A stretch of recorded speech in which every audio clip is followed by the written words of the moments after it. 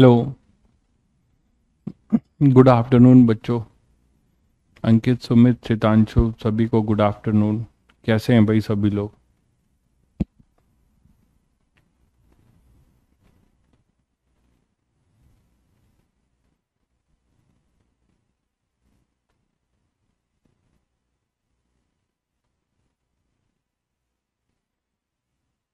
निखिल, अरित्रा, शिवांश, संचित, सभी को गुड आफ्टरनून, नमस्ते। भाई अंकित, किस चीज़ की बधाई दे रहे हो भाई? ऐसा क्या हो गया जो बधाई दे रहे हो?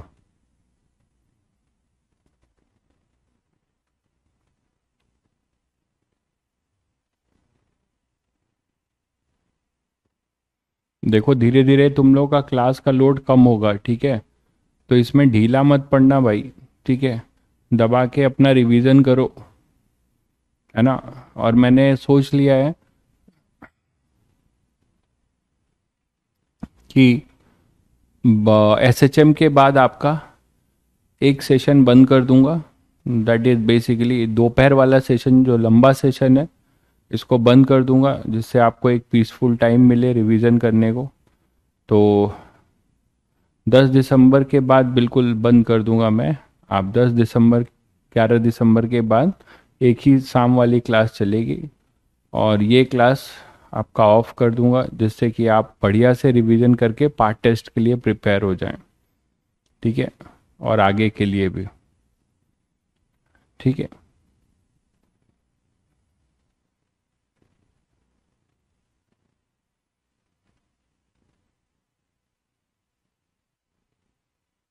भाई अब हर फरमाइश तुम्हारी थोड़ी ना पूरी होगी। शाम वाली का सेशन का ये, शाम वाली भी ज़्यादा दिन नहीं चलेगी। शाम वाली भी बस आपका थर्मो और एसएचएम खत्म हो चुका होगा, फ्लूइड मैकेनिक्स और वेव, ठीक है? मैकेनिकल वेव और फ्लूइड, यही होगा जो कि 10 दिन और चलेगा, 15 दिन, 24। मैंने कहा था आपको कि 25 दिसंबर को आपको मैं पूरी तरीके से तैयार कर दूंगा।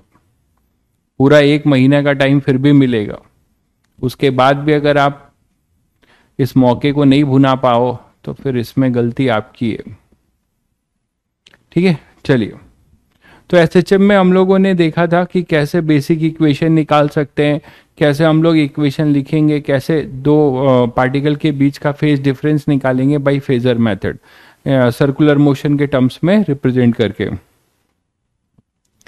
ठीक है?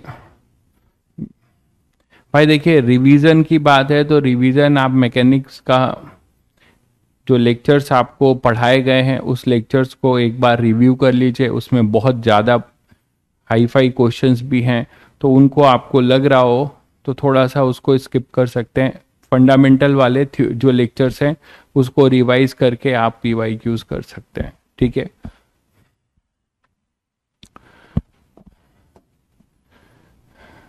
चलिए, तो नेक्स्ट बात करते हैं, बाकी आगे देखेंगे क्या होगा। तो एसएचएम में बात करते हैं नेक्स्ट एनर्जी एनालिसिस की।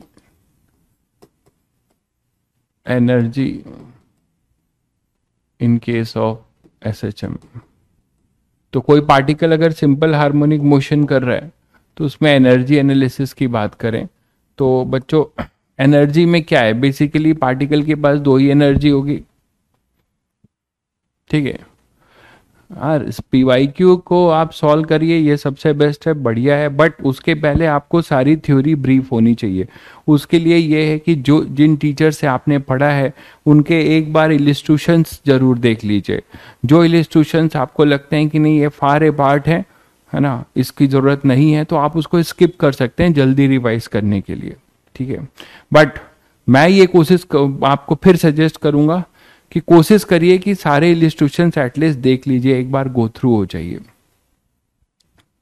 Energy in case of SHM में, energy in case of SHM में बच्चों, कोई भी पार्टिकल अगर एसएचएम कर रहा है तो उसके पास जो टोटल एनर्जी होगी वो क्या होगी? Potential energy plus kinetic energy. यही तो बोलते हो कि दो एनर्जी के फॉर्म में होगा, ठीक है? पोटेंशियल प्लस काइनेटिक, ठीक है? तुम लोग इतना पढ़ाई कर रहे हो यार, लेकिन मार्क्स नहीं आ रहे तुम लोग के, अभी जो 3 तारीख वाला टेस्ट हुआ था उसमें कुछ ही बच्चों के मार्क्स अच्छे आए, आप लोग पूरा रिवाइज नहीं कर पाए या क्या हुआ पता नहीं। पी प्लस के, तो आप देखो के की बात करते हो तो कोई पार्टिकल अगर एसएचएम है तो आपको पता ही है कि एसएचएम में कोई भी जनरल किसी भी डिस्टेंस पे पार्टिकल होगा तो आप क्या बोलोगे कि पार्टिकल मान लो यहाँ के अबाउट एसएचएम कर रहा है और यहाँ से कितनी डिस्टेंस पे है, एक्स डिस्टेंस पे मीन पोजीशन से। तो मीन पोजीशन से एक्स डिस्टेंस पे है, इसके पास वेलोसिटी है कुछ v, मास इसका m है। तो काइनेटिक तो बहुत आसानी से लिख सकते हो ना, काइनेटिक तो बहुत आसानी से लिख सकते हो। ठीक है, मैंने भी देखा नहीं है भाई, आप लोगों ने जो कमेंट किया था उसके आधार पे बोल रहा हूँ, मैंने रिजल्ट नहीं देखा। तो P प्लस के, तो आप के की बात करें तो के क्या हो सकता है बताओ। तो आप सभी को पता है कि velocity as a function of x सभी को पता है क्या है, v not v is equal to omega under root a square minus x square. याद आ रहा है सभी को, v is equal to omega under root v is equal to omega under root a square minus x square. This is the velocity at general x distance, यही तो अपना vx होगा बोलो। तो एट किसी जनरल एक्स डिस्टेंस पे हमें vx तो पता है, डेरिवेशन में हम लोगों ने किया था। ठीक है, तो काइनेटिक एनर्जी क्या हो जाएगी, के क्या होगा, के होगा हाफ एम vx स्क्वायर, तो that is equal to half m है ना vx स्क्वायर ओमेगा स्क्वायर, और ये पूरा तुम्हारा ए स्क्वायर माइनस एक्स स्क्वायर। तो ये हो जाएगा K as a function of x, है ना। तो एसएचएम में कोई पार्टिकल अगर काइनेटिक एनर्जी आपको लिखनी है तो आपको velocity as a function of x पता है, तो आप kinetic energy as a function of x भी लिख सकते हो, है ना। ठीक है, और एक्स क्या है, एक्स आपको पता है, एक्स जनरल क्या लिखते हो, ए साइन ओमेगा टी, अगर मीन पोजीशन से शुरू हुआ है ना। हम मान के चल रहे हैं कि टी इक्वल टू 0 ये रहा था और ये कोई टी इक्वल टू टी है, तो x equal to a sine omega T. ठीक है बच्चों, तो यहां से आप या तो ये यूज कर सकते थे या इसी को डिफरेंशिएट कर देते तो वी आ जाता, दोनों में से कुछ भी कर सकते हैं। मैंने ये कर लिया है, तो आप यहां से और क्या कर सकते हैं, half M omega square A square minus A square sine square omega T, मैंने इसको ले लिया। आप चाहो तो इसको डिफरेंशिएट कर सकते हो और velocity dx by dt direct कर सकते थे, ए ओमेगा कॉस ओमेगा टी, ए ओमेगा कॉस ओमेगा टी, यही चीज यहाँ पे भी आ जाएगी, है ना।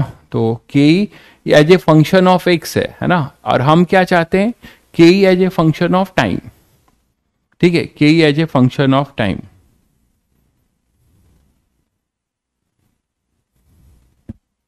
स्प्रिंग ब्लॉक में वैलिड है, नहीं समझ में नहीं आया आप क्या बोल रहे हो।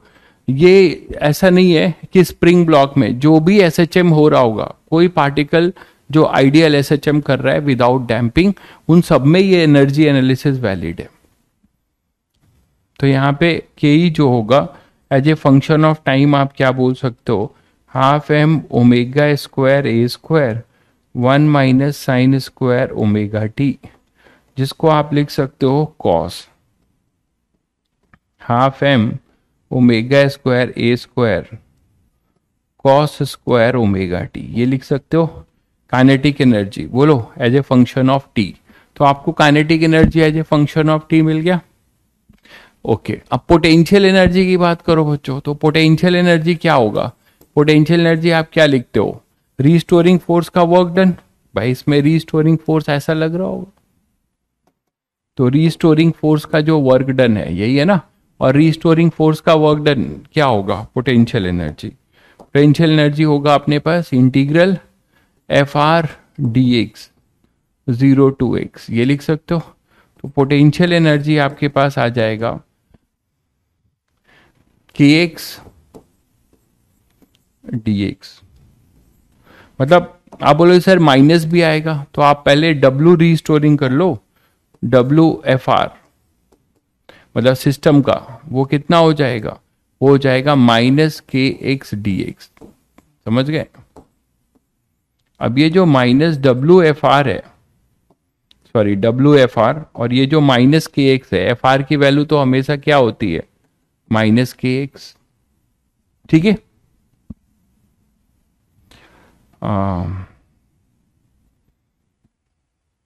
चलिए भाई, पहली बार आप क्लास कर रहे हैं, वेलकम। रिकॉर्डेड लेक्चर देखते हैं, चलिए बहुत बढ़िया। तो एफ आर आपके पास माइनस के एक्स है, तो अब डब्ल्यू को यहाँ पे बच्चों ये माइनस यहाँ यूज करोगे और डिफिनेशन यूज करोगे तो क्या आएगा, 0 टू एक्स के एक्स डी एक्स, है ना। और इसी को आप क्या लिख सकते हो, डेल्टा यू, जिसमें यहाँ पे यू 0 है, तो आप इसको एब्सोल्यूट लिख u at x minus u at 0 equal to K x square by 2, और u at 0, u at x equal to 0 कर लो। 0 लिया गया है यहाँ पे पोटेंशियल मीन पोजीशन पे, तो u x क्या हो जाएगा, हाफ के एक्स स्क्वायर, और x तुम्हें पता है as a function of time, तो आप u x भी as a function of time लिख सकते हो, हाफ के, है ना। और ये हो जाएगा तुम्हारा ए square sine square omega T. ठीक है, और omega square equal to K by M, तो के को आप क्या लिख सकते हो, एम ओमेगा, तो यू एक्स फिर से क्या मिल रहा है, के को आप यहां से लिख सकते हो एम ओमेगा स्क्वायर, तो half M omega square A square sine square omega T. तो ये potential energy as a function of time भी आपने निकाल दिया, और kinetic energy as a function of time भी निकाल दिया। तो इसमें इंटरेस्टिंग बात ये देख पा रहे हो, ठीक है। मुझे नहीं पता भाई कि वीडियो की क्वालिटी लो चल रही है कि हाई चल रही है, क्या मतलब दिख रहा है ना तुम लोगों को, अरे वीडियो दिख रहा है ठीक ठाक, जो लिख रहा हूं वो दिख रहा है कि नहीं, वो जरूरी है सबसे पहले, फिर क्वालिटी की बात तो बाद में करेंगे।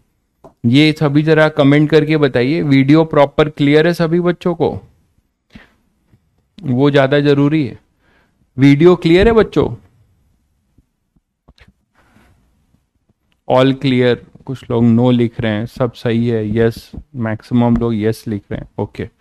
तो half M omega square square cos square omega T, और ये आएगा half M omega square A square sine square omega T. ठीक है बच्चों, तो as a function of time में। लेकिन इंटरेस्टिंग बात मैं ये कह रहा हूं आपसे कि किसी भी, आप देखो दोनों को जोड़ दो, इन दोनों को जोड़ दो तो टोटल एनर्जी कांस्टेंट आ रही है, दोनों को जोड़ दोगे तो टोटल एनर्जी हमारी कांस्टेंट आ रही है। देखो क्या लिखने वाले हो, ई टोटल, तो टोटल एनर्जी,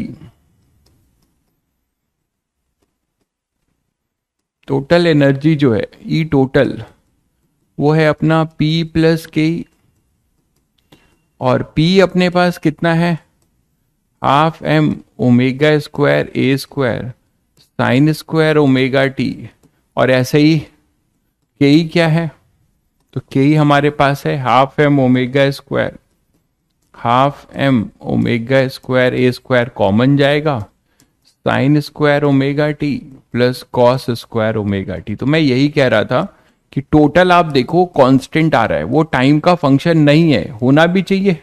आइडियल एसएचएम में टोटल एनर्जी हमारी हमेशा क्या रहेगी, वो कांस्टेंट रहेगी, टोटल एनर्जी हमारी हमेशा क्या रहेगी, कांस्टेंट रहेगी। क्लियर है बच्चों?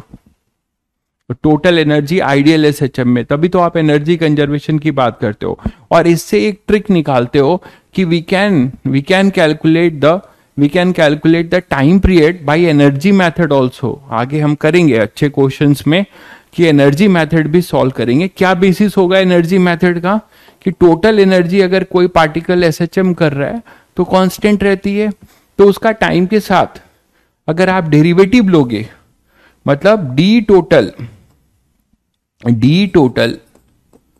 बाई डी टी अगर टाइम के साथ देखो तो वो 0 आ रहा है। Total energy is independent of time, it is constant. तो टाइम के साथ उसका जब आप डेरिवेटिव लेंगे तो वो आपको क्या मिलेगा, 0 मिलेगा। ये बात समझते हैं।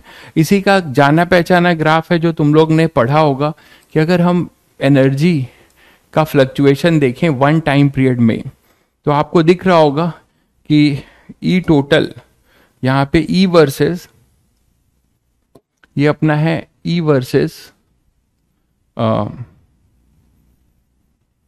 एक्स ले लेते हैं फ्रॉम द मीन पोजीशन, ठीक है। और ये एक्स पॉजिटिव हाफ है, मतलब positive extreme position, x equal to plus है, और ये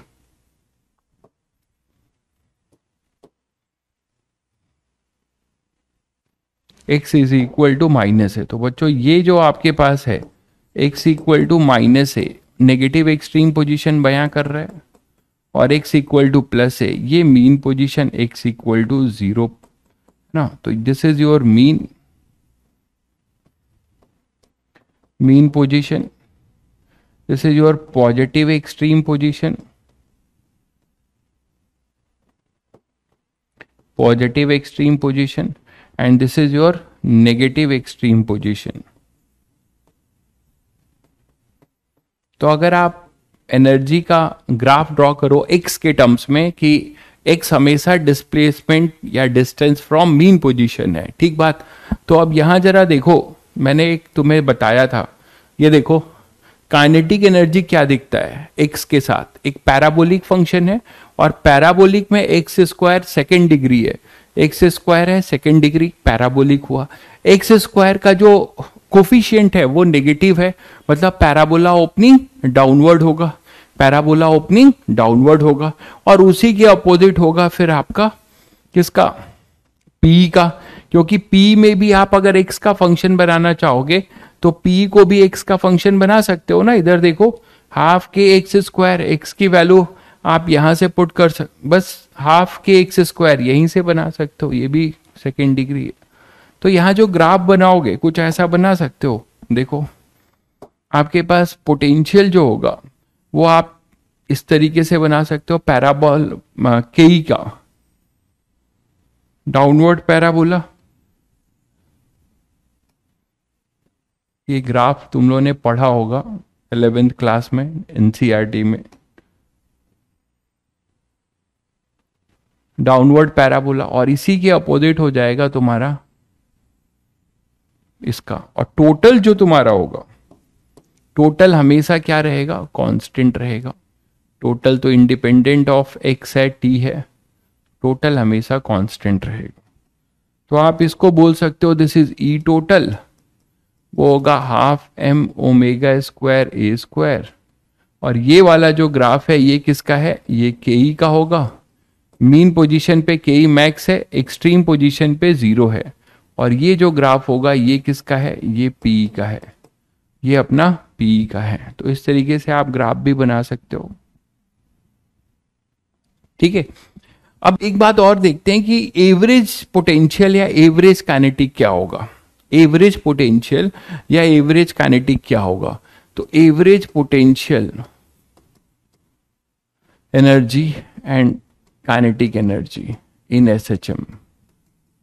तो ये नई बात नहीं है आपके लिए, ये निकाल सकते हो एवरेज। आप बोलोगे सर एवरेज का क्या मतलब, आप लोग बताओ एवरेज का क्या मतलब हुआ। तुम लोग कमेंट करके बता सकते हो एवरेज क्या होगा, जरा कमेंट करके बताओ।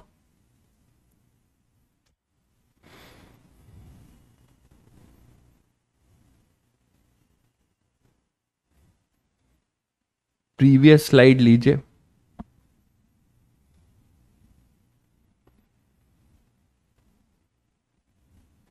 Yes for one time period, very good. One time period होगा तो क्या होगा, आप लोग बताओ क्या होगा। वो के बाई रूट 2 होगा, किस खुशी में भाई।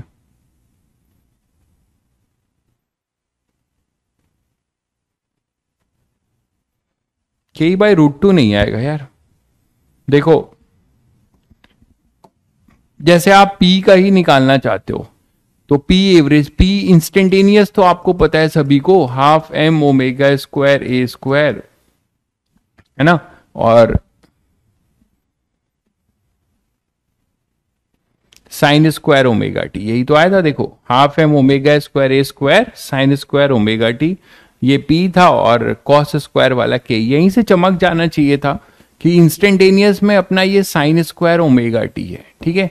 तो पी एवरेज बोलोगे मतलब वन टाइम पीरियड में, तो आप क्या लिखोगे, इंटीग्रल पी मतलब half M omega square A square, इसको इंटीग्रेट करोगे ना एक पीरियड में, डी टी 0 से 2 pi by omega one time period upon में डी टी 0 से 2 पाई बाई ओमेगा। बोलो यही तो करते हो, है ना। हाँ, प्रियांशु ने सही लिखा है, बहुत बढ़िया प्रियांशु। तो पी एवरेज जो होगा वो हो जाएगा, ये तो कांस्टेंट है, बाहर लिख दोगे half M omega square A square, और ये तो अब तुम लोगों को रट गया है भाई, 0 से 2 pi by omega sine square का इसका जब इंटीग्रल करोगे तो क्या रिजल्ट आता है, t/2 आएगा, है ना। तो ये t/2, ये t ही तो है एक तरीके से, ये t ही तो है।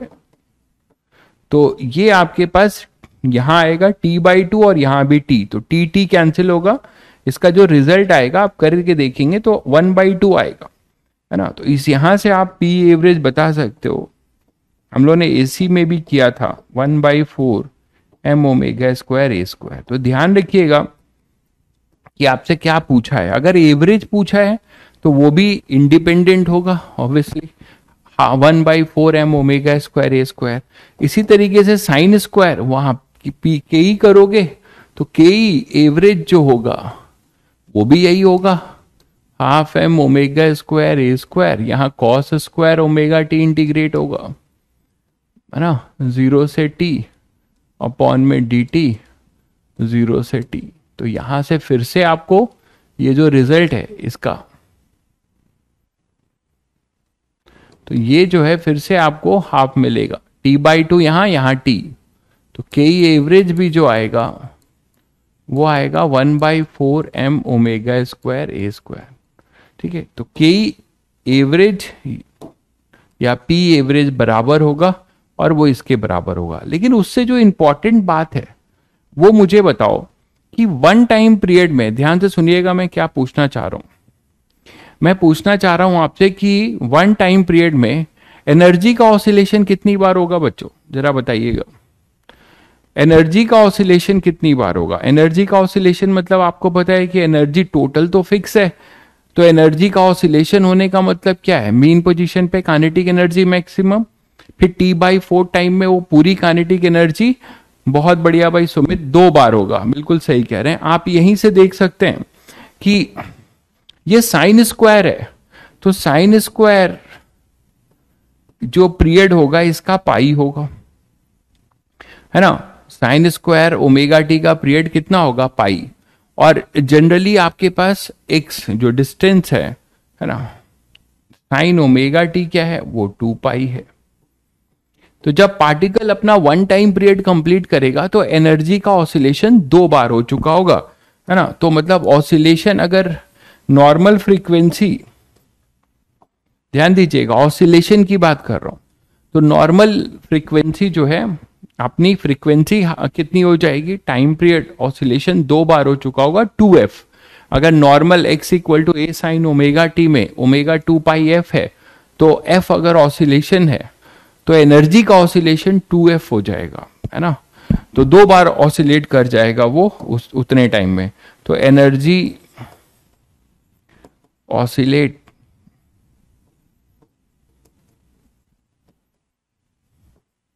Two times in one time period, ये तो समझ रहे हो। तो एक टाइम पीरियड में एनर्जी का ऑसिलेशन 2 बार होगा, मतलब 2 बार एनर्जी एक्सचेंज होगी, पी से के से पी, है ना, पी से के और के से पी। हाँ, ग्राफ से भी बता सकते हैं, वही पीरियोडिक फंक्शन है, x equal to a sine omega t, उसका पीरियड 2 पाई है और साइन स्क्वायर का पीरियड पाई है, वहां से भी आप बता सकते हो। तो this is the situation for energy. Next अब बात करते हैं टाइम पीरियड फाइंड करने का। तो पहला लेते हैं case, time period of spring block system. है ना, मैक्सिमम तुम्हें यही मिलेगा स्प्रिंग ब्लॉक। तो time period of A spring block system, तो स्प्रिंग ब्लॉक सिस्टम जो नॉर्मल लें पहले, जैसे हॉरिजेंटल, हॉरिजेंटल की बात कर रहे हैं, जिसमें हम ये मान के चल रहे हैं कि हमारा अभी स्प्रिंग क्या है, मासलेस है। तो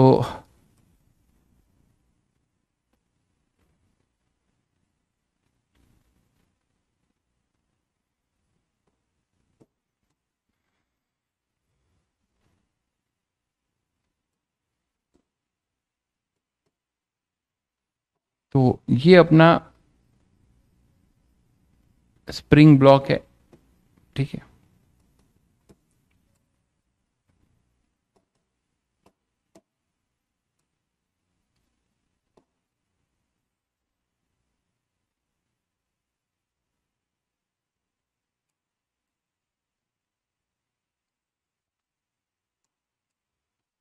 तो मान लो ये स्प्रिंग ब्लॉक था,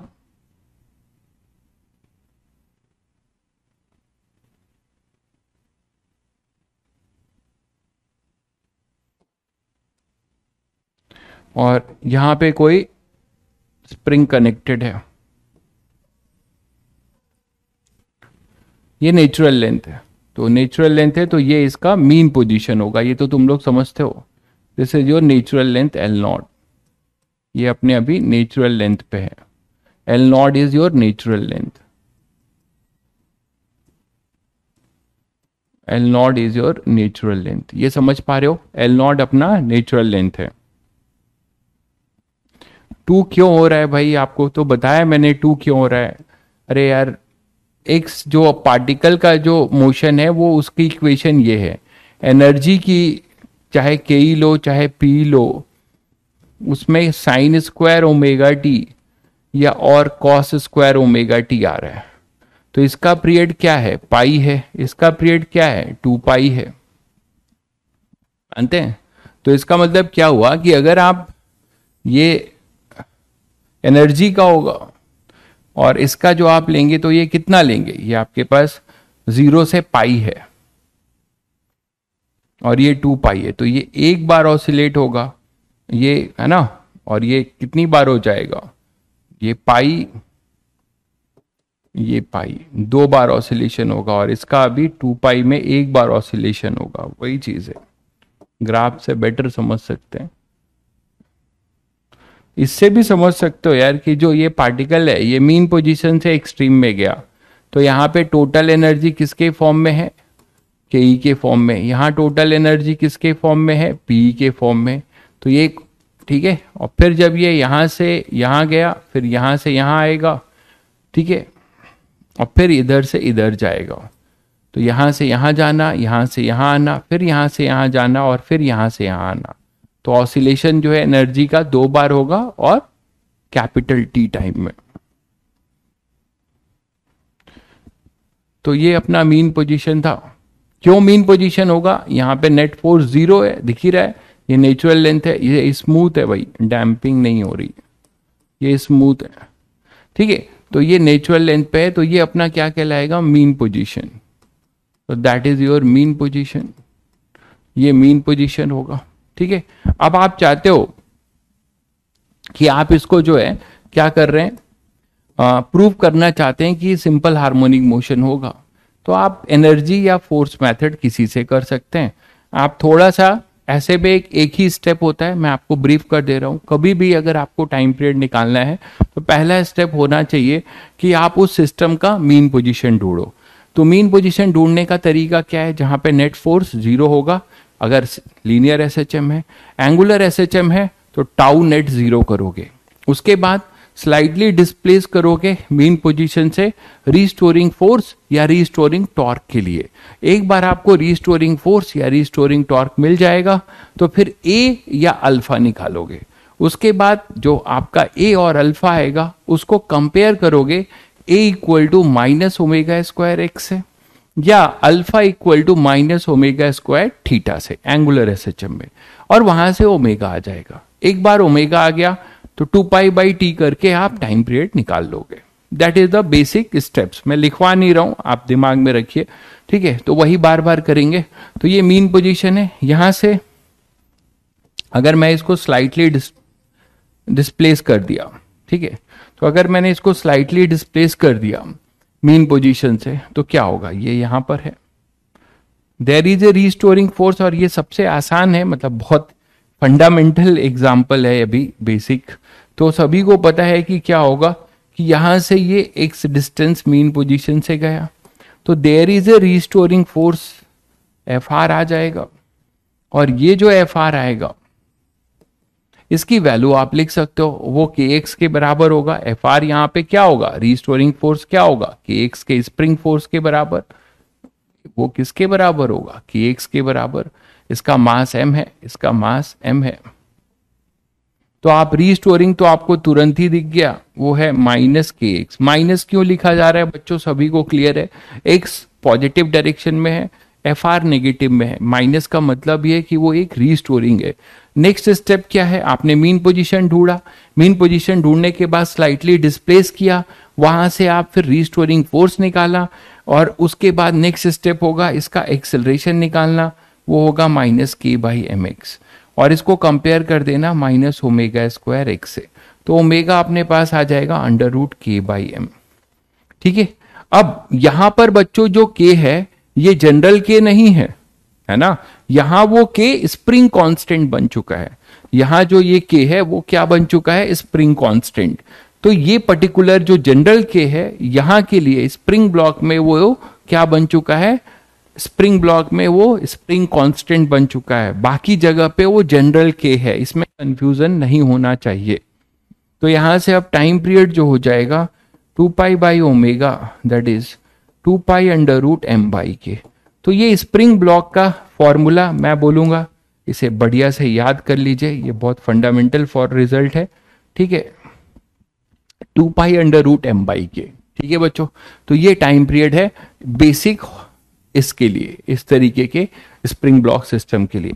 अब इसमें जो वेरिएशन की बात आती है उसमें आप ये बोल सकते हो कि जैसे सीरीज पैरेलल कॉम्बिनेशन ले लें, है ना, उससे पहले इसी में कुछ बात करते हैं। और मान लो मैं आपको एक सिचुएशन देता हूं इसी में कि मैंने क्या किया, इसी में मैं आपको एक सिचुएशन देता हूं, आप लोग बताना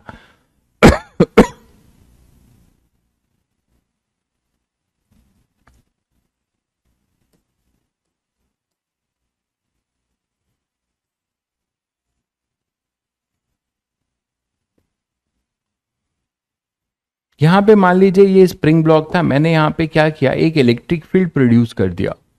यहां पे मैंने एक इलेक्ट्रिक फील्ड प्रोड्यूस कर दिया, ई इलेक्ट्रिक फील्ड है ना, और यहां पे ये मेटेलिक है, यहां पे मैंने चार्ज डिस्पर्स कर दिया ब्लॉक पे। ठीक है, यहां पे मैंने, ये इंसुलेटेड है, अपना स्प्रिंग इंसुलेटेड है ना, ये ध्यान रखिएगा, इन spring is insulated, spring insulated है, मैंने एक इलेक्ट्रिक फील्ड यहां पे प्रोड्यूस कर दिया। अब आपको बताना है कि इसका टाइम पीरियड क्या होगा, आपको बताना है, और ये चार्ज इस पे क्यू है, Q is the charge, okay. और टोटल सिस्टम का मास है, चार्ज का मास आप इग्नोर कर सकते हैं, स्मूथ है। ये अपना इलेक्ट्रिक फील्ड है, यूनिफॉर्म इलेक्ट्रिक फील्ड है, uniform electric field, uniform electric field. तो बच्चों बताइए क्या ये, अब यहां पे बताइए जरा क्या चेंज होगा, जरा दिमाग लगा के बताइए, ये अपना मीन पोजीशन है कि नहीं, पहले ये बताइए। Can we say that now कि this is our mean position?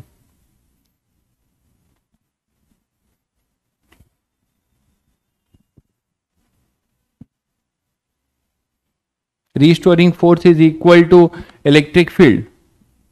Restoring अगर इलेक्ट्रिक फील्ड के बराबर हो जाएगा तो एसएचएम कौन कराएगा, कैसी बात कर रहे हो योगेश भाई? अगर रीस्टोरिंग फोर्स इलेक्ट्रिक फील्ड के फोर्स के बराबर होगा तो उसको पीछे या आगे कौन ले जाएगा? बहुत बढ़िया भाई नीरज, बहुत बढ़िया। तो यहां पर अपना सभी को समझ में आता है कि this is not our mean position. Why? अगर ये मीन पोजीशन क्यों नहीं है, क्योंकि सबको पता है कि यहाँ पे इलेक्ट्रिक फील्ड में चार्ज पड़ा हुआ है, तो इस ब्लॉक पे एक फोर्स लग रहा है भाई, एक ब्लॉक पे फोर्स लग रहा है। नेट फोर्स 0 का है, स्प्रिंग फोर्स तो है ही नहीं क्योंकि स्प्रिंग नेचुरल लेंथ पे है। तो यहाँ पे एक फोर्स लग रहा है हमारे पास, और वो फोर्स है अपने पास QE। बोलो बच्चों, वो अलग बात है कि ये QE चेंज नहीं होगा, है ना, ये QE अपना चेंज नहीं होगा। तो अब होगा क्या कि किसी जनरल डिस्टेंस पे जैसे जैसे ये आगे बढ़ेगा, आपको क्या मानना पड़ेगा कि किसी x0 डिस्टेंस पे एक सिचुएशन आएगा जहां पर आप बोल सकते हो कि जो ये QE है, ये QE को बैलेंस कौन कर ले जाएगा? इस QE को बैलेंस कर ले जाएगा, इस QE को बैलेंस करेगा ये KX0, है ना, इस QE को बैलेंस करेगा ये KX0, और इस टाइम पे ये मीन पोजीशन होगा, ये मीन पोजीशन कहलाएगा। तो अब इस कहानी का सार ये है, वाह वाह भाई, सुमित भाई ने तो मतलब अलग ही लेवल पे चले गए। It will not attend equilibrium, वाह, मतलब वो इक्विलिब्रियम कभी उस पे ऐसा नहीं हो सकता कि नेट फोर्स हो। मतलब तुम लोग मुझे मतलब इतना तो मत करो यार कि लास्ट में एकदम मेरी हिम्मत ही जवाब दे दे कि मैंने किन बच्चों को पढ़ाया यार, हैं। इतनी मैकेनिक्स, इतना कुछ करने के बाद सुमित भाई कैसे सोच रहे हो कि ये अटेंड ही नहीं करेगा इक्विलिब्रियम? थोड़ा सोचना चाहिए था कि QE है, आगे बढ़ेगा, जैसे जैसे आगे बढ़ेगा इसमें एलोंगेशन होगा, तो यहाँ पे KX फोर्स बढ़ेगा, एक टाइम आएगा ये फोर्स कांस्टेंट है, ये बढ़ रहा है, फंडामेंटल सोचो, KX बढ़ता जा रहा है, ये कांस्टेंट है, तो एक ऐसा टाइम आएगा जब QE को KX0 बैलेंस कर लेगा, and that is your mean position. अच्छा, नॉट लिखा था आपने, चलिए ठीक है, कोई बात नहीं। तो QE KX0 is equal to QE, ये मीन पोजीशन है, ठीक है। अब आगे आप देखोगे बच्चों, तो यहीं से कहानी आपको एक बहुत बड़े इंपॉर्टेंट कॉन्सेप्ट की तरफ ले जाती है, वो एक्स्ट्रा फोर्स मेथड। आप SHM में आगे आप देखेंगे कि आपको एक एक्स्ट्रा फोर्स मेथड पता है, तो इक्विलिब्रियम की हेडेक को लेना नहीं है, क्योंकि इक्विलिब्रियम अब इसके बाद क्या होगा, इसके बाद अगर फर्दर वो कुछ और एलोंगेट होता है, फर्दर कुछ और एलोंगेट होता है, तब जाके आपको मिलेगा रीस्टोरिंग, ठीक है, तब जाके आपको मिलेगा रीस्टोरिंग। क्लियर है? तो अब जाके आपको यहां पे मिल रहा है रीस्टोरिंग। तो अब बच्चों रीस्टोरिंग जो होगा वो आप बता सकते हैं, what is your total elongation? Your total elongation is x0 plus x। देख पा रहे हैं? टोटल एलोंगेशन आपका जो होगा वो होगा x0 प्लस x। तो टोटल एलोंगेशन x0 है, ये मैंने कुछ x माना है, ठीक है। तो टोटल एलोंगेशन हो जाएगा k x0 plus x, that is your restoring now, and your Q is in this way.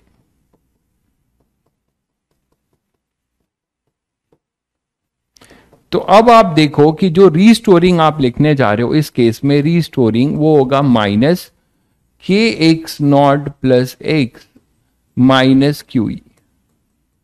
अब यहीं से मैं आपको बताना चाह रहा हूं कि आप अपना समय कैसे बचाएंगे आगे के क्वेश्चंस में। स्प्रिंग ब्लॉक की मैं बात कर रहा हूं, बाकी की नहीं। अब ये बताओ ये क्या है? एट इक्विलिब्रियम था, एट मीन पोजीशन, यही इक्वेशन थी ना मेरे भाई। At mean position KX0 is equal to QE, यही तो था अपना। तो ये दोनों कैंसिल आउट हो गए, ये दोनों कैंसिल आउट हो गए। इसका मतलब मीन पोजीशन के इस सिचुएशन पे हमारा, या मीन पोजीशन के स्प्रिंग फोर्स का कोई कंट्रीब्यूशन नहीं है। किसमें नहीं है? रीस्टोरिंग में। रीस्टोरिंग में किसका कंट्रीब्यूशन है? मीन पोजीशन से जो आपने एक्स्ट्रा और एलोंगेट हुआ है, और ये एक्स्ट्रा KX है। This is what? Extra spring force. ऐसे थोड़ा दिमाग में रख सकते हो, एक्स्ट्रा स्प्रिंग फोर्स, है ना, after mean position, after mean position, extra spring force after mean position. तो F रीस्टोरिंग माइनस KX। तो बच्चों एक्सेलरेशन क्या होगा, आप फिर देखो एक्सेलरेशन यही होगा और टाइम पीरियड में कोई चेंज नहीं होगा। टाइम पीरियड आएगा under root K by m, फिर से टाइम पीरियड वही रहा 2 pi under root m by K, आप देख पा रहे हैं। तो time period will not change, ये आईटी एडवांस में मल्टी करेक्ट में क्वेश्चन आया हुआ है। तो ये टाइम पीरियड अपना चेंज नहीं होगा, 2 pi under root m by K ही रहेगा, ठीक है। और क्या चेंज हुआ, फिर चेंज क्या हुआ कमेंट करके बताइए। इसमें और पहले वाले में क्या अंतर है, time period will not change, okay, then what is the basic change here, कोई बताएगा क्या होगा बेसिक चेंज, बताओ बच्चों।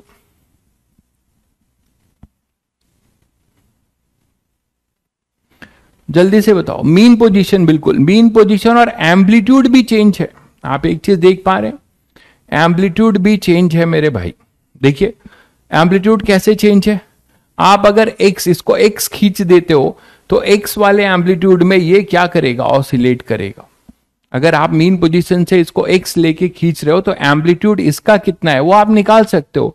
इसका एम्पलीट्यूड निकालना चाह रहे हो तो इसका एम्पलीट्यूड भी निकाल सकते हो। एम्पलीट्यूड क्या होगा इसका, आप मान लो एक्सट्रीम पोजीशन ये है तो यहां पे टोटल एनर्जी क्या होगा, हाफ के एक्स स्क्वायर, ठीक है बच्चों। यहां पे टोटल एनर्जी क्या होगी, ये एक्सट्रीम पोजीशन था तो ये आप अगर एक्सट्रीम पोजीशन बोल रहे हैं, यहीं से छोड़ रहे हो ना, आपने इसको पुल करके छोड़ दिया है, ठीक है। तो ये इसकी पॉजिटिव एक्सट्रीम पोजीशन होगी। तो पॉजिटिव एक्सट्रीम पोजीशन पे पूरी एनर्जी पोटेंशियल होगी, ब्लॉक रेस्ट पर होगा।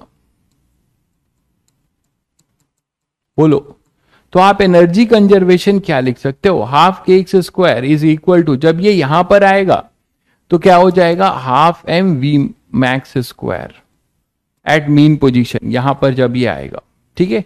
तो आपने इसको छोड़ा, यहां से गया और यहां पे ये फिर से आएगा इस पोजीशन पे, तो मैक्सिमम वेलोसिटी अटेंड करेगा मीन पोजीशन पे।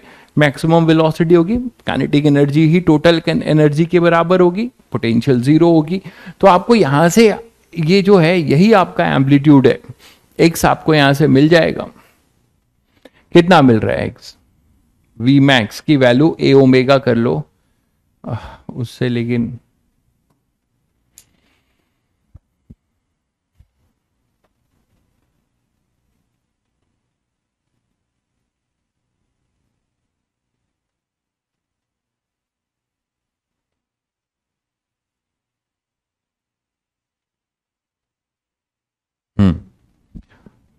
तो अगर इससे करोगे तो, लेकिन x की वैल्यू v के टर्म्स में मिलेगी ना। x की वैल्यू हमें किसके टर्म्स में मिल रही है, v के, v max equal to A omega. ऐसे भी कर सकते थे v max equal to A omega, but v max आपको निकालना पड़ता। हाँ, एनर्जी कंजर्वेशन ही कर रहा हूं, तो एनर्जी कंजर्वेशन अगर आप यहां कर रहे हो तो एम्पलीट्यूड के लिए x इसका एम्पलीट्यूड होगा, तो x को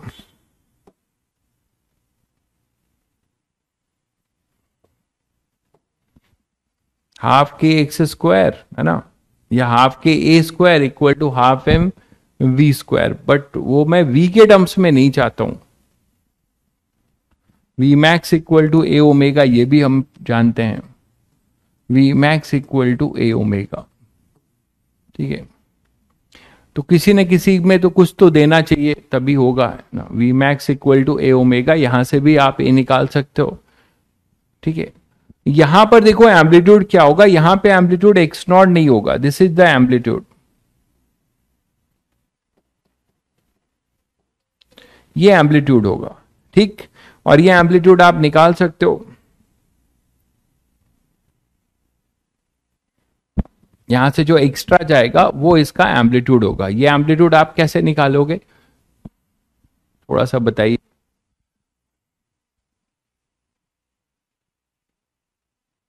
ये एम्पलीट्यूड कैसे निकालोगे, यहां पे आप वर्क एनर्जी थ्योरम यूज कर सकते हो, work done by electric field है ना, work done by electric field equal to change in potential energy, but उसमें एक्स नॉट भी रहेगा, उसमें एक्स नॉट भी रहेगा, ये प्रॉब्लम है।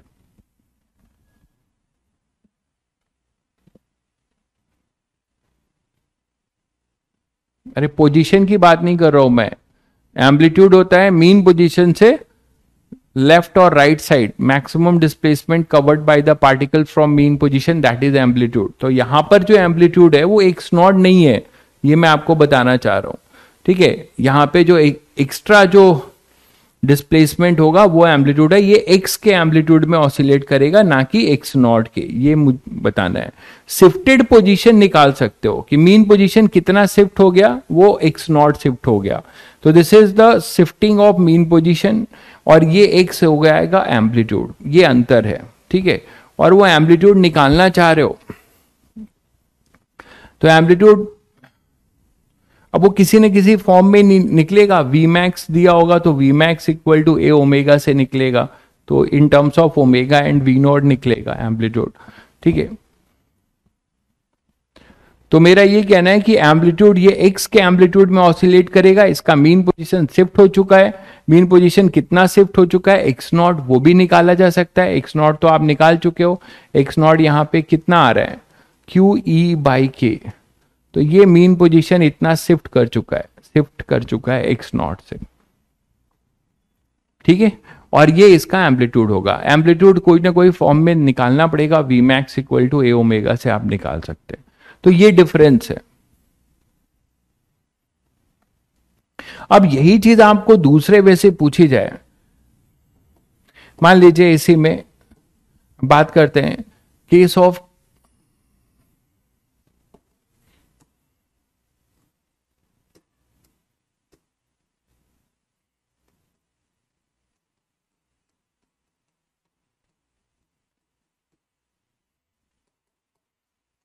इसी में एक क्वेश्चन पहले और करते हैं कि मान लो हमारे पास एक स्प्रिंग ब्लॉक सिस्टम है, वो एसएचएम कर रहा था।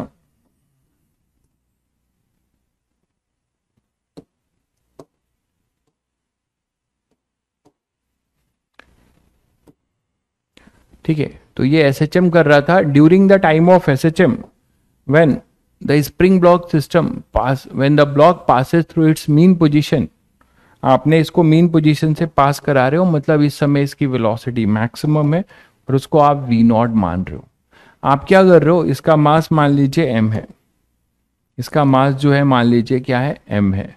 तो आप जब ये मीन पोजीशन के पास से पास हो रहा था, तो आपने क्या किया, जेंटली इस पर एक ब्लॉक लोड कर दिया, जेंटली इस पे एक ब्लॉक लोड कर दिया। ये स्मूथ है और ये के है, ये अपना मीन पोजीशन था। तो when the block passing through it's mean position, ठीक है, आपने उस समय क्या किया, एक ब्लॉक इस पे लोडेड कर दिया, जेंटली इस पे एक ब्लॉक लाके लोड कर रहे हो, समझ रहे हो। तो ब्लॉक को आप जेंटली जो है छोड़ रहे हो, मतलब लोड कर रहे हो यहां पे। इसका मास जो है 2m है। मेरी बात समझ गए, क्वेश्चन क्या है कि ऐसे ऐसे एसएचएम हो रहा था और एक ब्लॉक है, उसको लाके आपने जब वो मीन पोजीशन से जा रहा था तो उसके ऊपर लोड करा दिया। ठीक है, तो मैं लिख देता हूं, ब्लॉक बी है ये ब्लॉक बी है और ये ब्लॉक ए है, ये ए ब्लॉक है, ये बी है। ठीक है, और नो स्लिपिंग, जैसे ही आप इसको लोड कर रहे हो तो इनके बीच में स्लिपिंग नहीं हो रही है, दोनों साथ साथ मूव कर जा रहे हैं, स्टैटिक फ्रिक्शन इतना है। ठीक है, तो इसमें क्वेश्चन यही है कि when block a passing through it's mean position,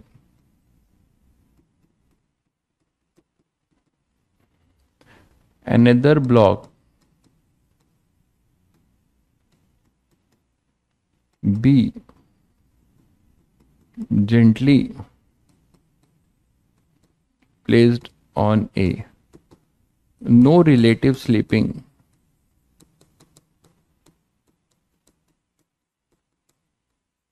between A and B, no relative slipping between A and B. Find a new amplitude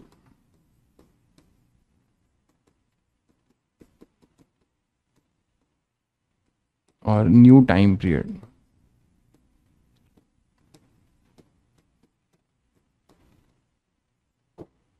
ठीक है, न्यू एम्पलीट्यूड और न्यू टाइम पीरियड। ठीक है, क्या करने वाले हो बताओ। पहले वाले टाइम पीरियड का तो सभी को पता है कि इनिशियली मान लो टी नॉट था, तो टी नॉट तो सबको पता है, before loading it is 2 pi under root m/k। Omega not इसका क्या है, ओमेगा नॉट है √k/m। ठीक, यही तो है। अब आप इसको अगर लोड कर दोगे तो क्या होगा बच्चों, लोड करने के बाद, लोड करने के बाद क्या होगा, मैं यहां बना रहा हूं। तो जब आप इसको लोड कर दोगे तो ये लोड हो चुका होगा। ठीक है, और लोड होने के बाद अब क्या होगा, तुम लोग जरा कमेंट करके बताओ, लोड होने के बाद क्या होगा, क्या करने वाले हो, थोड़ा सा सोच के बताइए।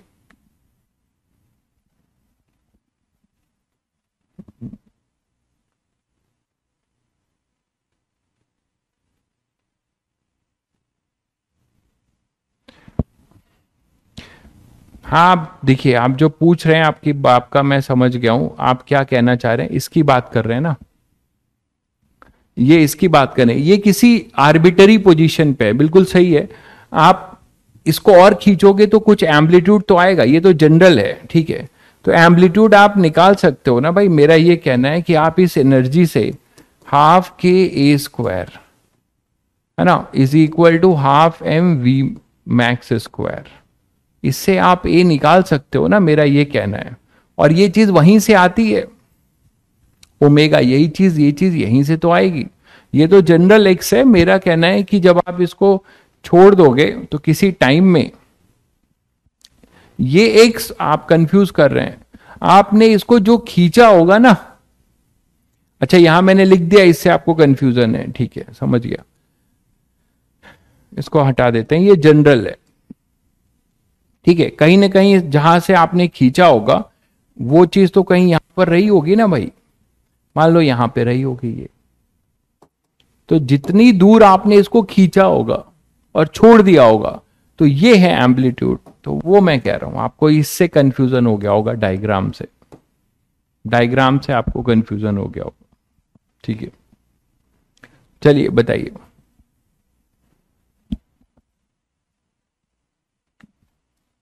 जो फोर्स अभी लग रहा है उसको 3m से डिवाइड करेंगे एक्सेलरेशन के लिए, वहां से निकाल लेंगे। अच्छा जी, ठीक है। अब देखो यहां पे चीजें बदलेंगी, कैसे बदलेंगी, पहले तो यहां लीनियर मोमेंटम कंजर्वेशन कराना होगा। इसकी मीन पोजीशन की वेलोसिटी v0 नहीं रह जाएगी, अब इसकी मीन पोजीशन की वेलोसिटी कुछ v हो जाएगी। ठीक है, इसकी मीन पोजीशन की वेलोसिटी कुछ v होगी, और वो हम कैसे निकालेंगे, by momentum, linear momentum conservation. क्यों क्यों कर सकते हैं हम लीनियर मोमेंटम, क्योंकि एक्स डायरेक्शन में कोई भी फोर्स नहीं है बच्चों, एक्स डायरेक्शन में कोई भी फोर्स नहीं है, ये मीन पोजीशन है। तो अभी तो ये अपने नेचुरल लेंथ पे है, तो नो, और ये स्मूथ है ही, तो नो एक्सटर्नल फोर्स। तो सबसे पहला काम होगा आपको एक मोमेंटम कंजर्व करना, no external force in x direction, no external force in x direction during loading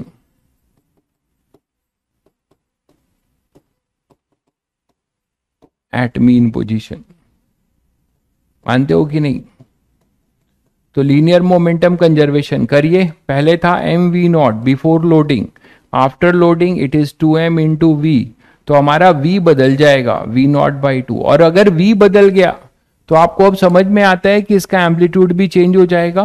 this is the new mean, new, ये न्यू जो है वेलोसिटी है, न्यू मैक्सिमम वेलोसिटी है, मानते हो कि नहीं।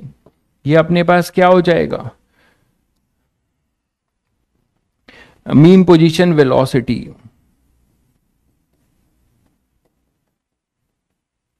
मीन पोजीशन वेलोसिटी हो जाएगा कि नहीं इस 2m मास के लिए।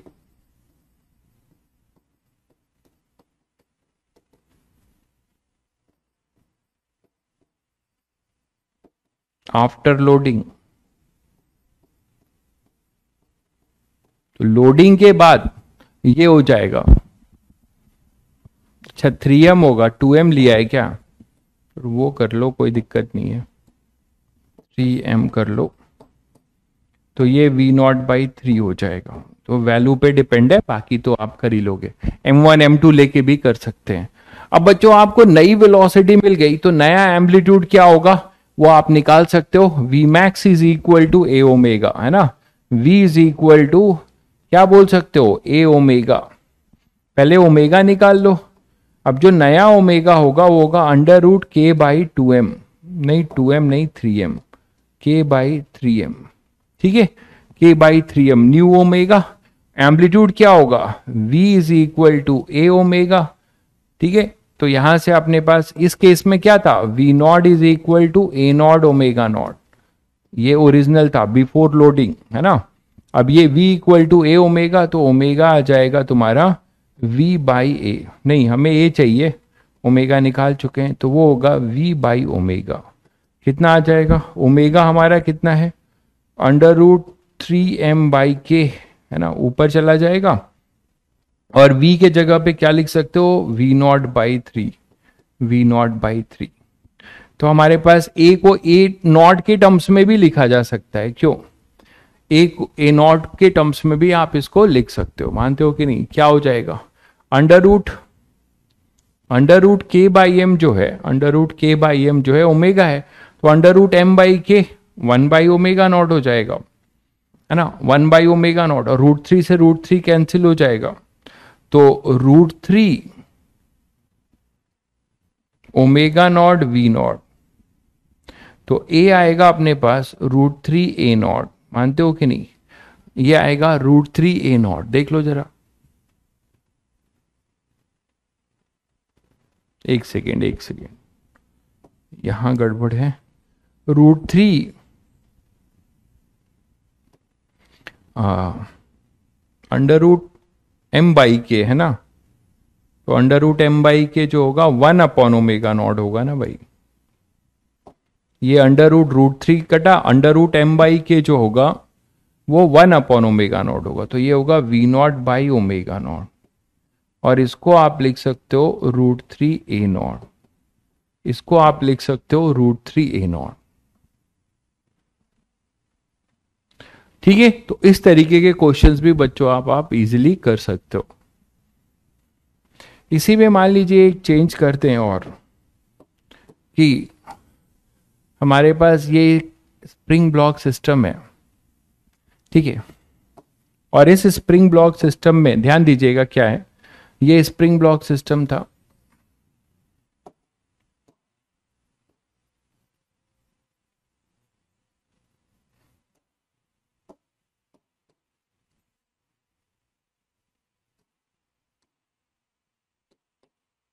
ठीक है। ये स्प्रिंग ब्लॉक सिस्टम था और इसे इसका मीन पोजीशन था, ये इसका मीन पोजीशन है। आपने इसको क्या किया, आप इसको पॉजिटिव एक्सट्रीम पोजीशन से नेगेटिव एक्सट्रीम या पॉजिटिव से इधर से या इधर से प्रेस करके छोड़ दिया। ये इसका एम्पलीट्यूड है, ए इज द एम्पलीट्यूड, ये ए है, ठीक है। आपने इसको छोड़ दिया, लेकिन हुआ क्या है कि आपने यहां पर एक वॉल लगा दिया है, और वो कितने डिस्टेंस पे लगा दिया है, A/2 पे। एक आपने A/2 पे एक वॉल लगा दिया है, ऑब्स्टकल लगा दिया है, एक आपने इसमें ऑब्स्टकल लगा दिया है, वॉल है।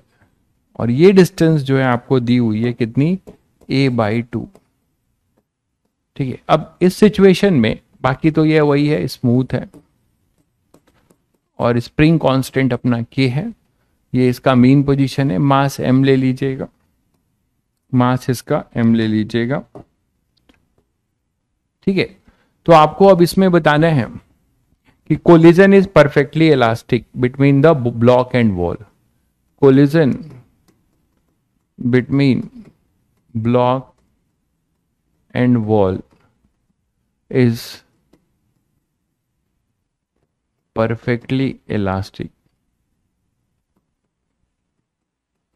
ठीक है। Collision between block and wall is perfectly elastic, ठीक है। अब आप क्या कर रहे हो, block compressed by a distance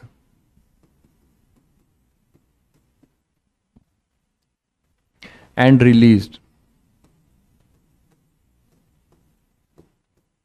ठीक है, find the time period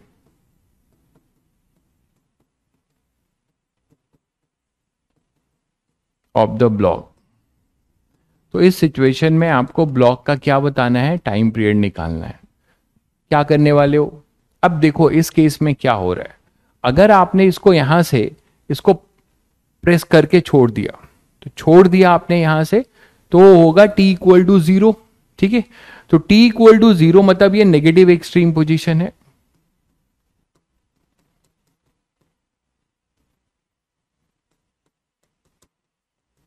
negative extreme position दिख रहा है। तो जब आप इसको यहां से छोड़ दोगे तो क्या होगा बच्चों, ये नेगेटिव एक्सट्रीम पोजीशन पे मीन पे आएगा। तो यहां से यहां देखिए, वन टाइम पीरियड आप किसको बोलते हो, जब ब्लॉक या बॉडी अपना आइडेंटिकल पोजीशन नहीं, अपना आइडेंटिकल स्टेट गेन कर ले। मैंने बताया था it is the minimum time when the body attend it's identical state, not position. ठीक है, तो यहां पे अपने पास यहां से इधर गया, छोड़ दिया टी इक्वल टू जीरो से, यहां से मोशन शुरू होगा, ब्लॉक चलेगा, यहां आ गया नेगेटिव एक्सट्रीम से मीन पे आ गया। ठीक है, अब मीन से जब ये इधर जाएगा तो इसको जाना कितना है, अपने इस साइड कितना जाता, अपने एम्पलीट्यूड तक जाता, लेकिन ये नहीं जा पाएगा। ये केवल a/2 पे एक दीवार आ गई तो उससे टकरा कर फिर रिबॉन्ड करेगा। ठीक है, और रिबॉन्ड करके फिर मीन पे आएगा, तो ये इसका वन टाइम पीरियड नहीं हुआ। क्यों, क्योंकि इस समय इसकी वेलोसिटी इधर है। मेरी बात समझ रहे हैं। और ये वन टाइम पीरियड कैसे हो सकता है, एक्सट्रीम पे पहुंचेगा, एक्सट्रीम से छोड़े हो तो एक्सट्रीम पे पहुंचेगा, वो वन टाइम पीरियड होगा ना। तो यहां से इधर गया, यहां से कोलिजन लिया, फिर रिबॉन्ड हुआ, रिबॉन्ड होके फिर यहां आया, फिर जब ये यहां पर आएगा, this is one time period. Energy conservation से टाइम पीरियड कैसे निकलेगा मेरे भाई, एनर्जी कंजर्वेशन से टाइम पीरियड कैसे निकालोगे, जरा मुझे ये बता दो। ये एक्चुअली मोशन जो है, किसी को और कुछ सूझ रहा है तो बता सकता है।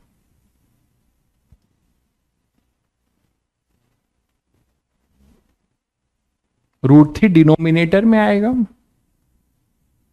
√3 डिनोमिनेटर में आएगा क्या।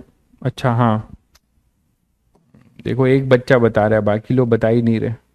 √3 डिनोमिनेटर में आएगा, सही कह रहा हूं। √3 से 3 कैंसिल होगा तो ये 1/√3 होगा ना, एम्पलीट्यूड कम हो जाएगा भाई।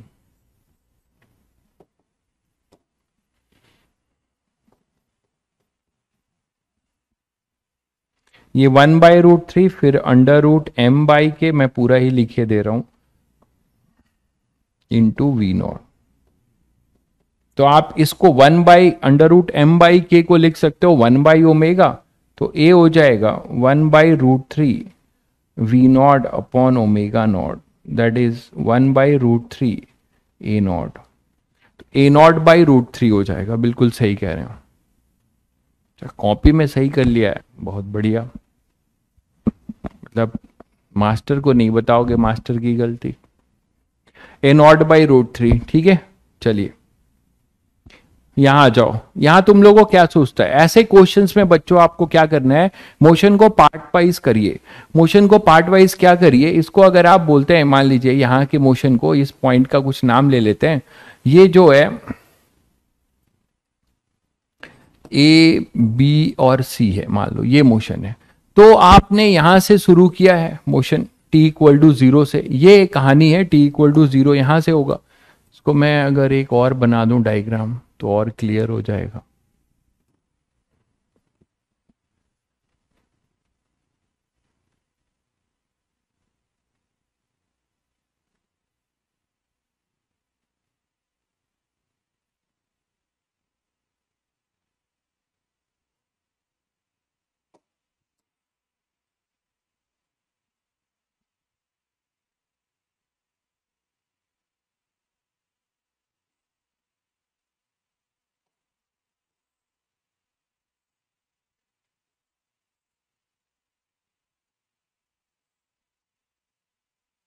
ये एक तरीके से t=0 बनेगा, बताओ।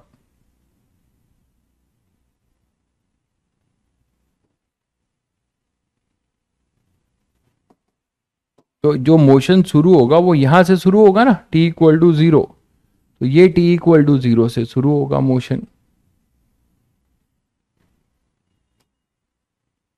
ठीक है, तो इसको मानोगे t इक्वल टू 0, और ये यहां से यहां आएगा, फिर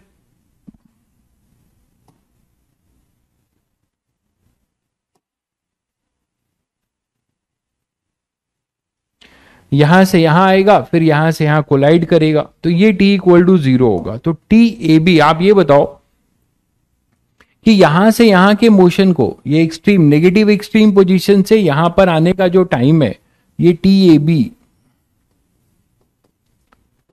ये क्या हो सकता है बच्चों? टोटल टाइम पीरियड का t/4, half M we square equal to half K x square. इससे आप टाइम पीरियड कैसे निकालोगे, ये मुझे समझाओ। आप इससे टाइम पीरियड कैसे निकालोगे? एनर्जी कंजर्वेशन से आप एम्पलीट्यूड निकाल सकते हो, वो दिया ही हुआ है। ठीक है, तो आप इससे टाइम पीरियड कैसे निकालोगे?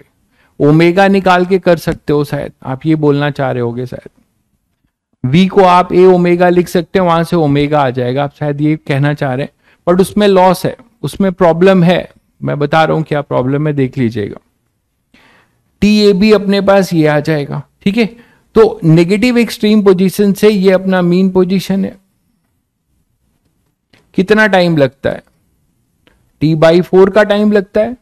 तो आप ये टी ए बी तो बता सकते हो बहुत आसानी से, t/4, और t क्या होगा? 2π√m/k, 2π√m/k, मतलब ये हो जाएगा π/2√m/k। ये क्लियर है? टी ए बी यहां से यहां पहुंच गया। अब बी से सी की जर्नी का क्या करोगे? बी से सी में जो है वो a/2 है, ना ही ये मीन पोजीशन है से एक्सट्रीम तक है, तो उसका टाइम हमें t/4 पता होता है, इसका तो नहीं पता है। ऐसे कभी भी फंसो तो आप जनरल इक्वेशन का सहारा लो, जनरल इक्वेशन का सहारा लीजिए। एसएचएम अगर कोई बॉडी कर रही है तो उसका एक्स जो कि मीन पोजीशन से होता है, जनरल एक्स है ना, जनरल एक्स यहां से as a function of time तो निकाल सकते हो, मतलब आप इसको एक इंडिपेंडेंट मोशन मान सकते हो। ठीक है, हाँ, 2/√, क्या हुआ, k/m होगा। क्यों k/m होगा यार? अरे टाइम पीरियड लिख रहा हूं, ओमेगा स्क्वायर होता है k/m ना, ओमेगा होता है √k/m, टाइम पीरियड होगा 2π√m/k ओमेगा। अरे यार ये सब चीजों में क्यों परेशान हो? ठीक है, तो टाइम पीरियड होगा 2π√m/k। तो यहां पे अगर टाइम पीरियड ये t/4 आ गया, मैं जनरल एक्स की बात कर रहा हूं, यहां पे जब बॉडी यहां से यहां आएगी तो इसके लिए इंडिपेंडेंट मोशन मान लीजिए। ये सोचिए कि पार्टिकल या बॉडी एसएचएम करने जा रही है फॉर टीबीसी। टीबीसी कैसे निकालें, मैं उसकी बात कर रहा हूं। आप ऐसा मानिए कि आपका जो ब्लॉक है वो मीन पोजीशन पे था, और आप इसको t इक्वल टू 0 मान लीजिए, और ये कितनी दूर गया यहां से? ये a/2 गया, जिसकी x की ये वैल्यू है। तो कितना टाइम लगा इसको यहां आने में, कितना टाइम लगा? t इक्वल टू कुछ t लगा। तो आप जनरल इक्वेशन ऑफ मोशन क्या लिख सकते हैं बच्चों? x इज इक्वल टू, इसका एम्पलीट्यूड क्या होगा? एम्पलीट्यूड तो नेचुरल एम्पलीट्यूड a है, तो a sin omega t। Phi 0 होगा क्योंकि हमने मीन पोजीशन से मोशन माना है, हमने मोशन जो है मीन पोजीशन से माना है। तो x equal to a sin omega t, यहां पे फाई 0 है, as motion start from mean position, ये माना गया है।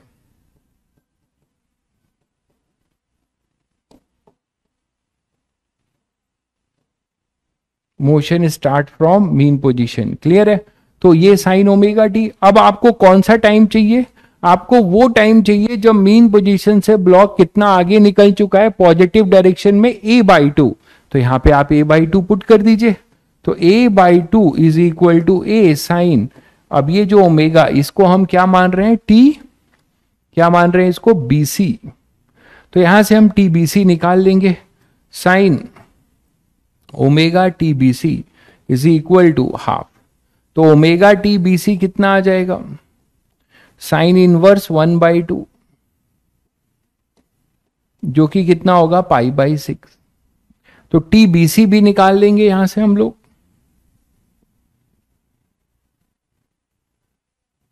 तो omega t b c is equal to pi by 6। तो टी बी सी कितना होगा? It is pi by 6 omega. और ओमेगा को क्या लिख सकते हो? 2 पाई बाई टी। टी ऊपर चला जाएगा, ठीक है, तो ये आएगा टी बाई 12। टी बाई 12, तो टी बी सी आएगा टी बाई 12। ये क्लियर है? टी बी सी जो आएगा वो कितना आएगा? T by 12। ये क्लियर है? पहले ये बताइए।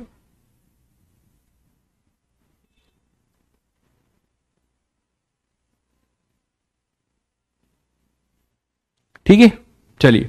तो अब मुझे बताओ कि टाइम पीरियड इसका क्या होगा, इस पर्टिकुलर ब्लॉक का टाइम पीरियड क्या होगा? यहां से यहां का टी ए बी, यहां से यहां का टी बी सी, और फिर से यहां से टकराएगा, रिबॉन्ड करेगा, तो फिर यहां आएगा, फिर टी बी सी कवर करेगा, और फिर यहां से यहां टी ए बी कवर करेगा। इसका मतलब ये जो टी ए बी और टी बी सी है, हाँ लिखो भाई लिखो, टी ए बी और टी बी सी है, इसको ट्वाइस कर दें बच्चों। यहां से यहां जाना, यहां से यहां जाना, फिर रिबॉन्ड होके आना, और फिर यहां से यहां आना। This is one time period. तो अब टी ए बी तो हमने स्टैंडर्ड वाले फॉर्मूले से निकाल दिया स्प्रिंग ब्लॉक का। ये स्टैंडर्ड नहीं है, किसी जनरल एक्स पे हो तो आपको इक्वेशन का सहारा लेना चाहिए। जो मैंने आपको इस क्वेश्चन में आपने एक सीखा कि कभी भी ऐसा हो तो आप जनरल इक्वेशन का सहारा लीजिए। नहीं नहीं, मीन पोजीशन चेंज इसमें कहां होगा? मीन पोजीशन चेंज नहीं होगा, मीन पोजीशन चेंज नहीं होगा। फेजर से भी कर सकते हैं, बिल्कुल फेजर से भी कर सकते हैं, बिल्कुल सही कह रहे हैं। फेजर भी अभी मैं बना के दिखा देता हूं, फेजर से भी कर सकते हैं। तो यहां पे ये टी बाई 12 है, टी बी सी होगा। टोटल टाइम जो होगा यहां पे नया जो अपना टी डैश होगा वो क्या होगा? 2 times of t a b plus t b c, t a b plus t b c. तो टी डैश जो आएगा वो आएगा 2 times of t a b. कितना था? टी था, सॉरी टी नहीं था, टी बाई 4 था। टी ए बी कितना था? टी बाई 4 था ना, हाँ टी बाई 4 था, और टी है 2 pi under root m by k, बाद में पुट कर लेंगे अभी। और ये हो जाएगा टी बाई 12। तो टी डैश अपने पास आएगा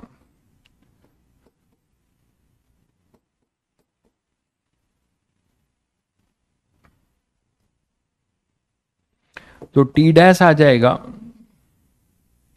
2t by 3, 2t by 3 is is 2 by 3। और t क्या होता है? 2 pi under root m by k.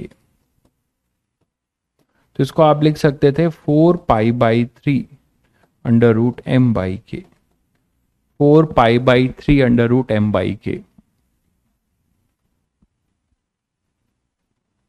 Clear है बच्चों? तो ऐसे क्वेश्चंस आप इस तरीके से हैंडल कर सकते हो, ऐसे क्वेश्चन आप इस तरीके से हैंडल कर सकते हो। नेक्स्ट अगर बात करें, इसका फेजर बनाने की कोशिश करिएगा। इसका फेजर आप लोग जरा बनाइएगा। अभी फेजर पे क्वेश्चंस अभी और लेंगे, आप लोग एक बार सोचिएगा इसका फेजर। एक वेरिएशन और देखते हैं, केस ऑफ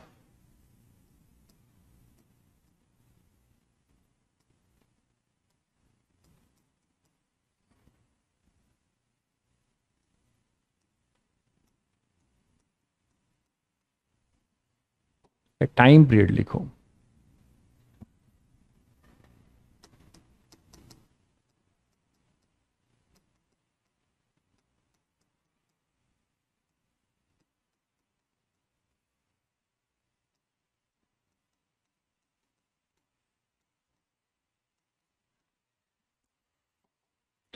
तो 2 ब्लॉक्स प्लस स्प्रिंग सिस्टम का टाइम पीरियड की अगर बात करें,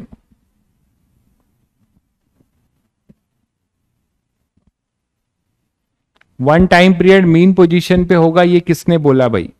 ऐसा नहीं है कि हमेशा मीन पोजीशन से मीन पोजीशन पे आएगा वही वन टाइम पीरियड होगा। जहां से मोशन शुरू किया है वहां पे पहुंचे वो वन टाइम पीरियड होगा।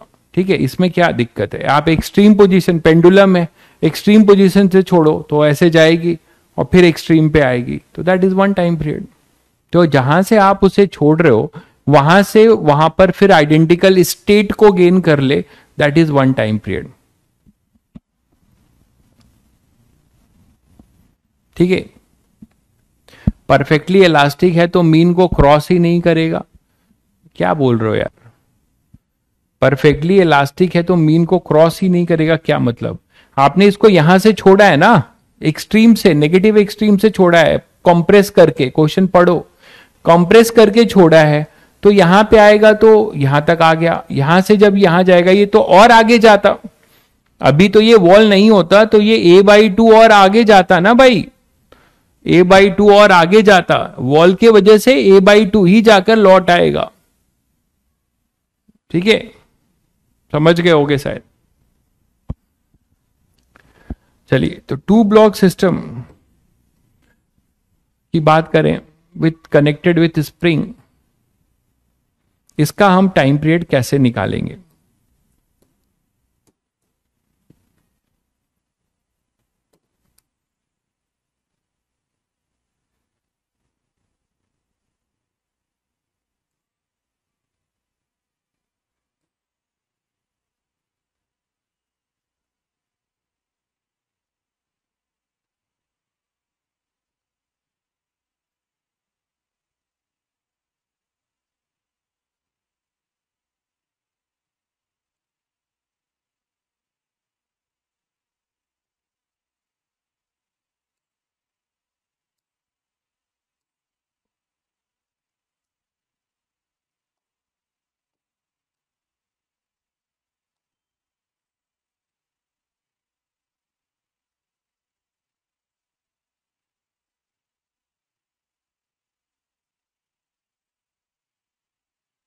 तो मान लो हमारे पास दो स्प्रिंग, दो ब्लॉक्स थे जो कनेक्टेड हैं एक स्प्रिंग से। ठीक है, एक स्प्रिंग से ये दोनों कनेक्टेड हैं, और और सिचुएशन क्या है देखिएगा। सिचुएशन ये है बच्चों,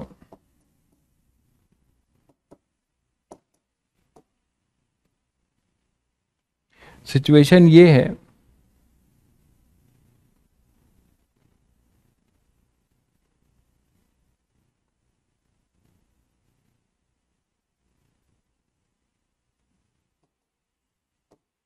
कि इसका मास m1 था, इसका मास m2 है।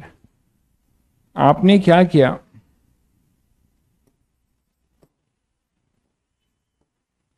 ये दोनों कनेक्टेड थे किसी स्प्रिंग से जो अपने नेचुरल लेंथ पे था। ठीक है, ये अपने L0 नेचुरल लेंथ पे है।